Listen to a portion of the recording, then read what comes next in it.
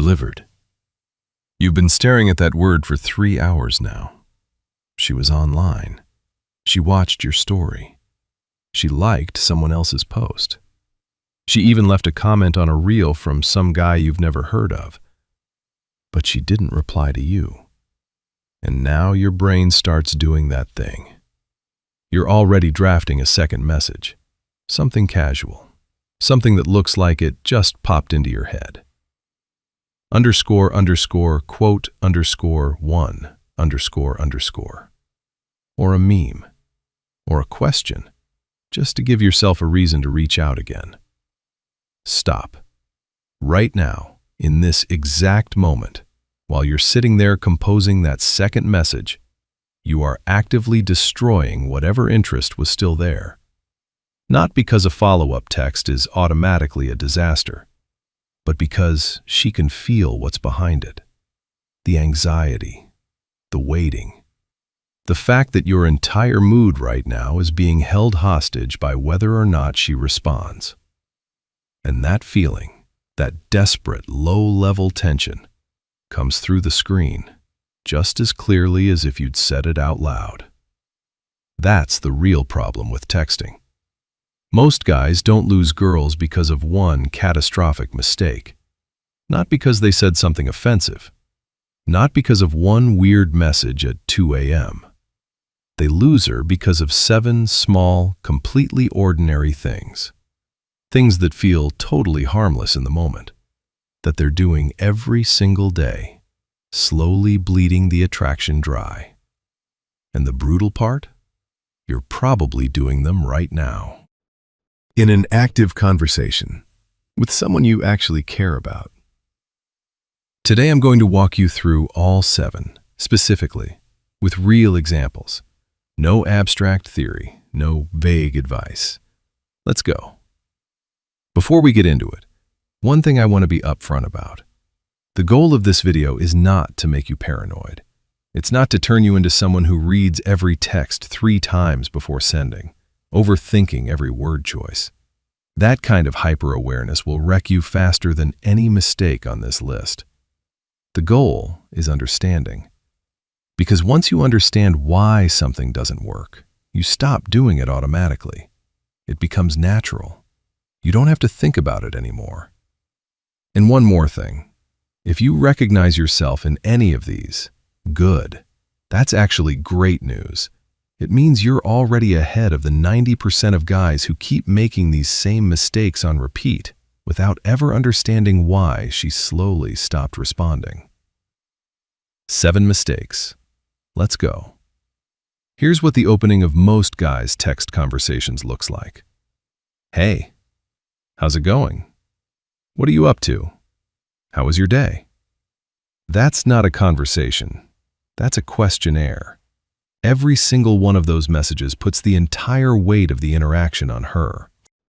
She has to come up with a response. She has to keep things moving. She has to fill the silence.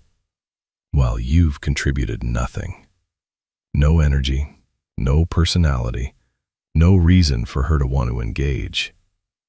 Here's the fundamental problem with how's your day going.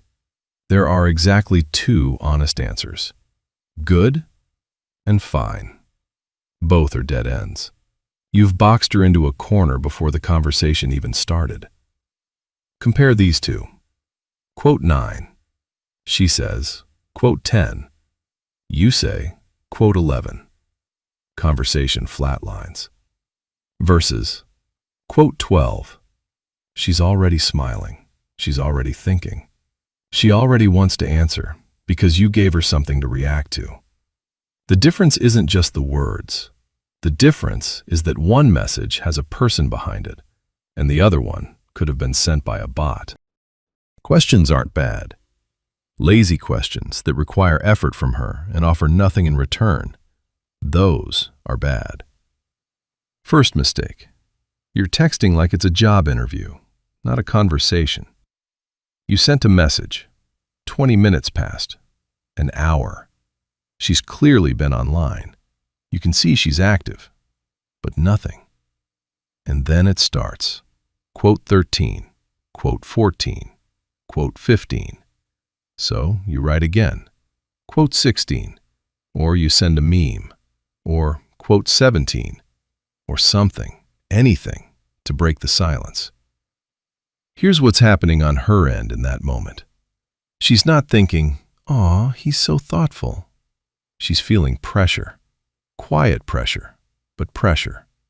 The sense that her silence is a problem that needs to be urgently fixed.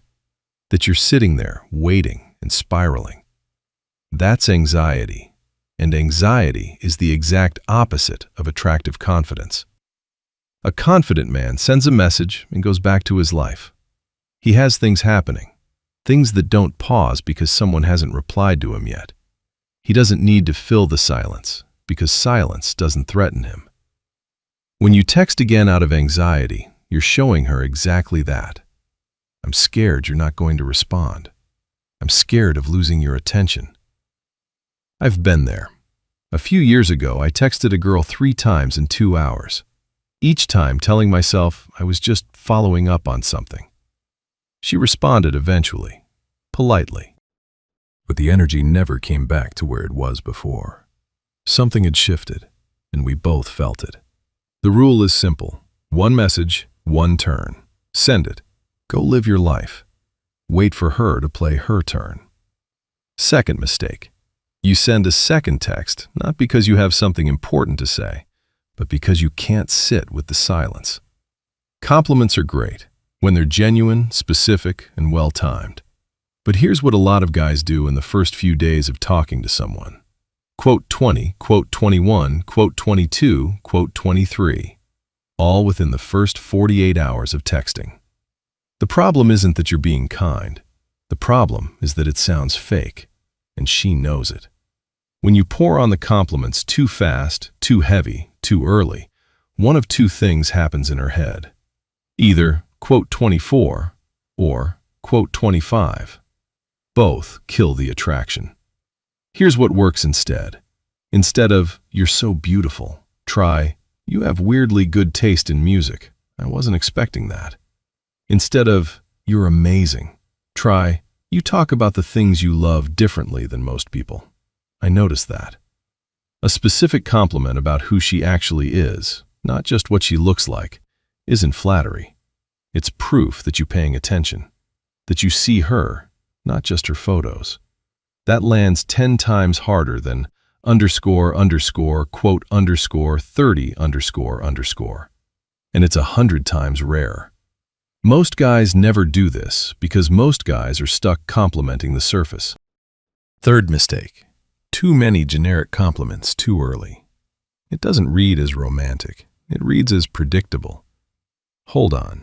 Those first 3 mistakes kill things early, right at the beginning, before you've even built anything. But the next 4 are different. The next 4 are what destroy attraction after things were already going well. After you thought you were in. After you had that feeling that things were finally clicking. The 4th mistake. I've watched it quietly end situations that looked genuinely promising from the outside. I'll tell you exactly what it is right now. Here's a pattern that feels like intimacy. It looks like you're being consistent and caring, but over time, it's one of the most effective ways to kill her interest in you completely. Quote 31, quote 32, quote 33, quote 34, quote 35. Every single day, like clockwork, like a weather report. At first, it might feel nice to her, comfortable. But after a week or 2, something shifts. You've become background noise. Predictable, reliable, boring background noise. Attraction lives in contrast and uncertainty. When you're always there, when she can set her watch by your texts, there's nothing to look forward to, nothing to anticipate. You've become part of her routine, right alongside her alarm and her morning coffee. Familiar, unremarkable, ignorable. There's a concept worth understanding here. Mystery.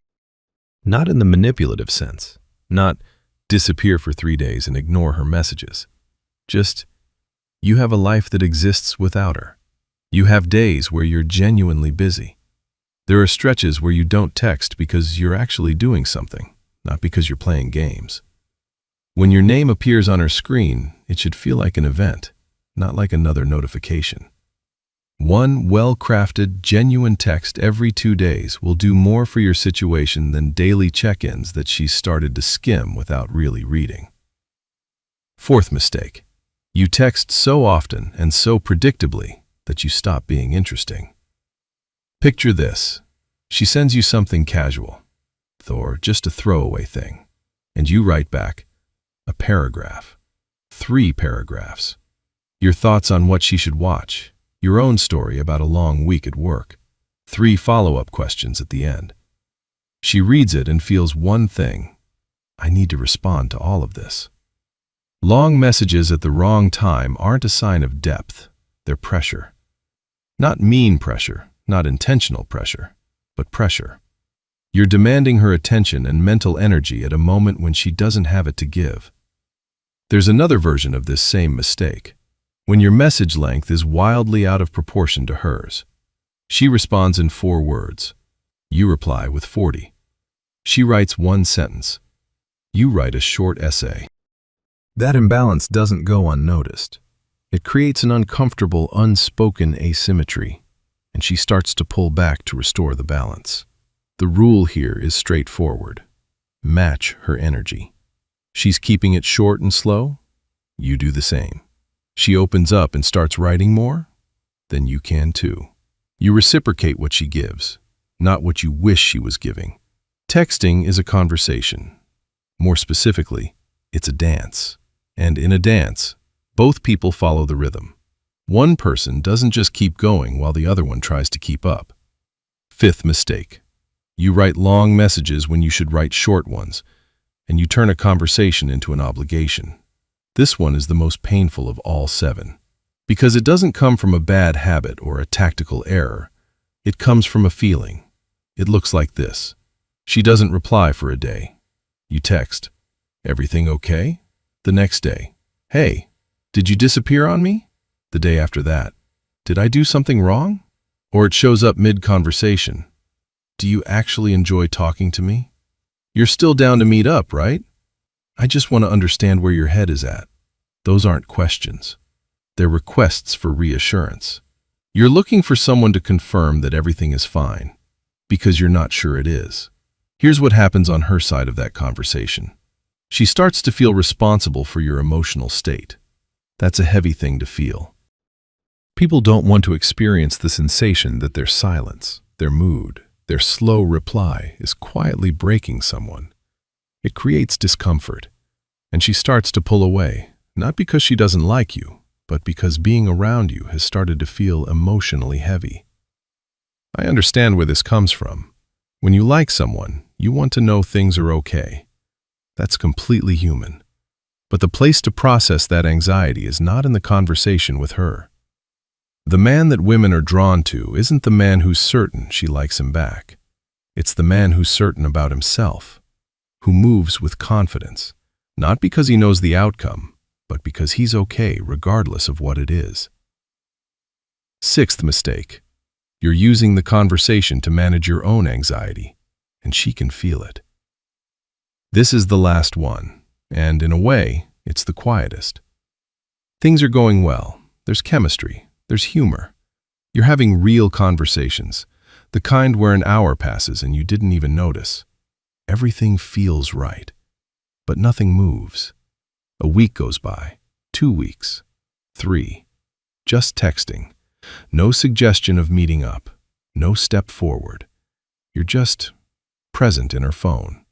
A pleasant daily fixture that never turns into anything real. Here's what's happening in her head during that time. At first, she waits.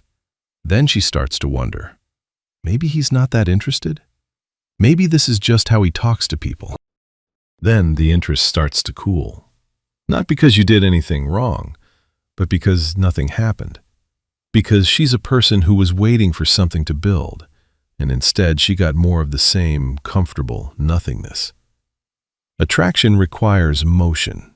It cannot exist in one place indefinitely. It either grows toward something, or it quietly dies. Texting is a bridge. It's not the destination. The destination is a real conversation in a real place, real laughter, real presence. If you keep walking back and forth across the bridge and never actually cross to the other side, eventually the bridge starts to feel pointless. You don't need to wait for the perfect moment. You don't need another week of texting to get to know her better. If the energy is there and you can feel it, make the move. Directly, specifically, without apologizing for wanting to see her. If you're free sometime, maybe we could potentially hang out or whatever. Let's grab coffee Saturday. I know a place. You'll like it. That's it. No hedging, no overqualifying. Just a man who knows what he wants and isn't embarrassed to say so. 7th mistake. You keep texting indefinitely and never take the next step. All right. Let's make sure these stick. 7 mistakes that kill her interest over text, and why each one matters. 1. Texting like a job interview. Questions with no energy, no personality, nothing in return. You're making her do all the work while giving her nothing to react to. 2. The follow-up text from anxiety.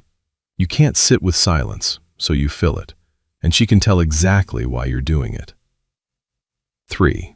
Too many compliments too fast. It sounds like flattery. It sounds like something you say to everyone. It signals that you've lost yourself trying to impress her. 4. Becoming background noise. When you're always there, there's nothing to anticipate. You've turned yourself into part of her routine instead of a highlight in her day. 5. Long messages out of proportion. You're not having a deep conversation, you're creating an obligation. Match her energy, always. 6. Texting for reassurance. You're using her to manage your own anxiety, and she has to carry the weight of that. It's exhausting to be on the receiving end of. 7. No next step. All that good energy, all that connection, and it goes nowhere.